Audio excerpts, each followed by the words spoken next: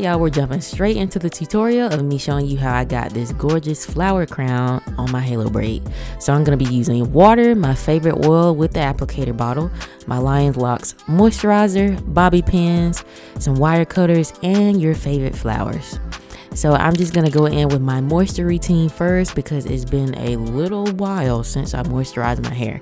And before I do any type of style, I like to make sure she is properly moisturized. And y'all, this thing will not stop spraying.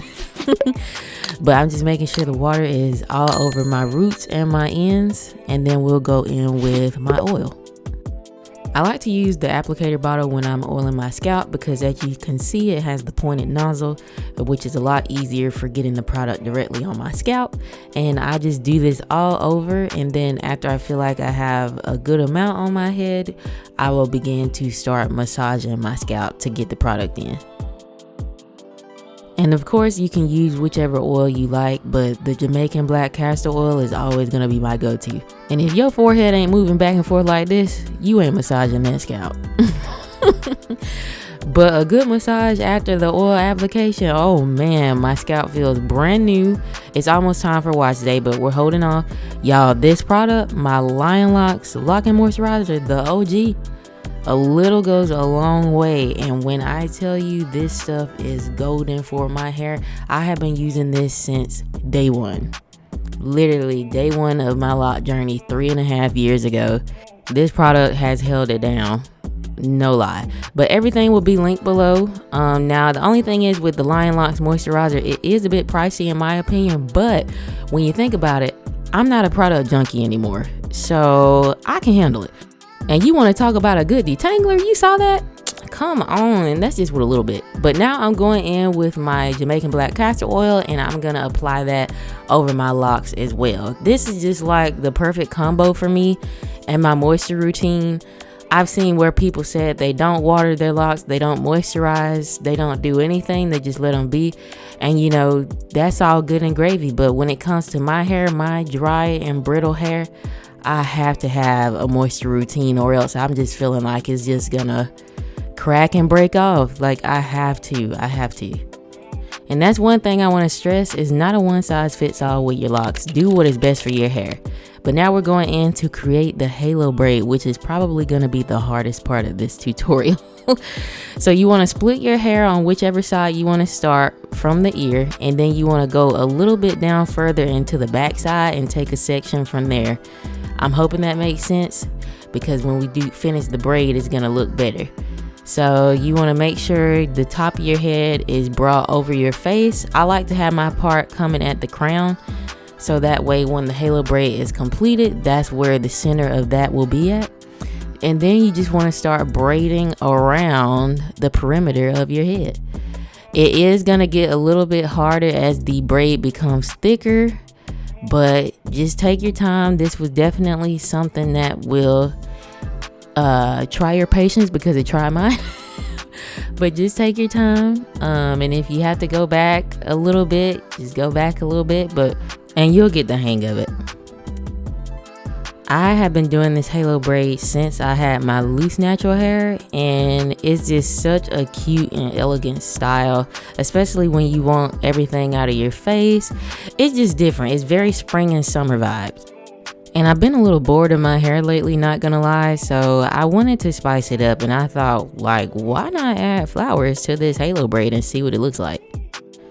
You want to try to keep the braid as close to your hairline as possible, and we're in the position now where we need to switch hands.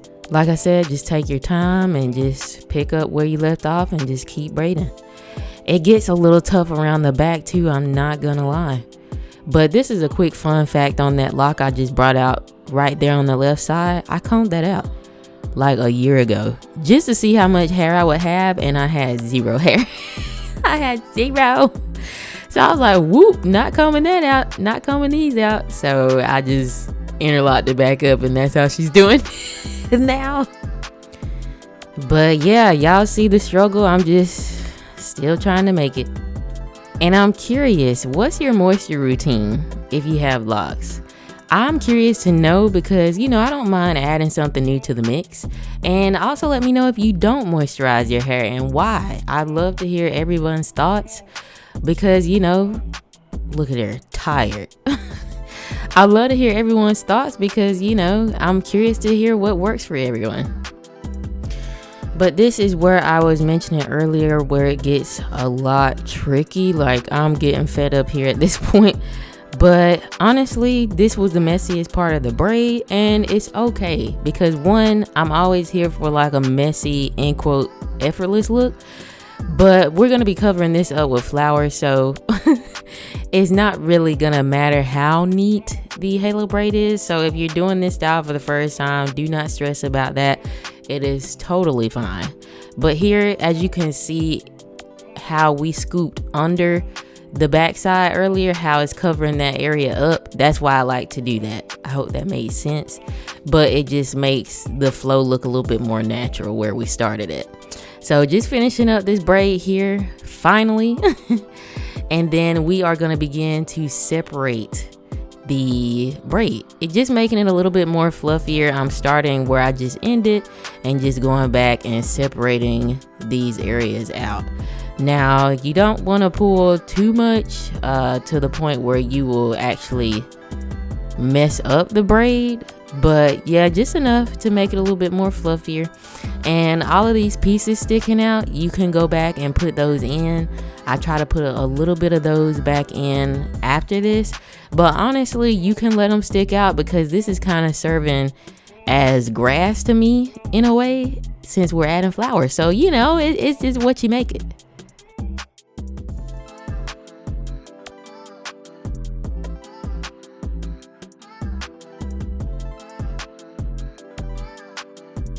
After attempting to put some pieces back in, they were not all staying, so I just moved on to seal up the braid with a rubber band here, and I just looped that a couple of times. And then now we are going to secure it with a bobby pin around itself like this. So that completes the halo braid. You know, she's cute. She's messy, but she's cute. It's been a little over a month since my last retie. I have not tried this on a fresh retie. I'm not sure how I would like that. I probably wouldn't do that, but this is what this looks like. See where the center of my braid is? It's like the perfect proportion. And now it's time to go ahead and start adding the flowers.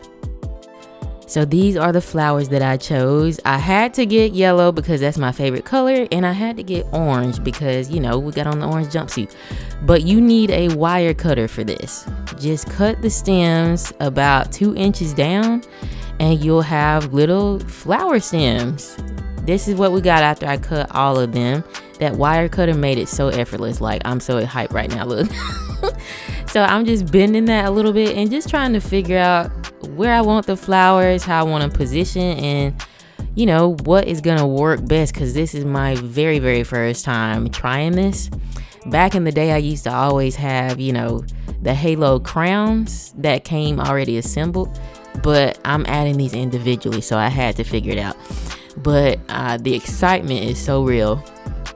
So for my sunflowers, I'm just using 3, 1 in the back and 2 on the sides. Then I'm going in with my orange flower and placing those next to the sunflowers because I'm trying to create like a pattern here. Y'all, that orange is so pretty. But yeah, I'm just keeping the same pattern on each side. Then I'm going in with my red flower because I think orange and red beside each other are just so pretty. And then I believe the white one is going to be next after I apply these. I'm so excited. Yes, the white one is next. And then purple. If the stems show on the other side of the braid, that's totally fine. I really didn't care about that. But if you do, just tuck the stem in. But I wanted it to be as like, it's not effortless, but I didn't want to spend too much time on putting in the flowers. So somewhat effortless. If you're going to be trying this out, make sure you take your time because you do not want to poke yourself with any of those wire stems. So I was being very careful of that, but we are pretty much completed, guys. I am very excited because this ended up turning out a lot different than what I anticipated. I really love it.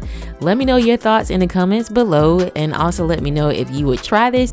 I am just looking forward to hearing your thoughts. This is perfect for spring, summer, maternity shoots, baby showers, family photos, whatever it is, or even a great festival look. But I hope you like, comment, and subscribe, and I'll see you in the next one. Bye.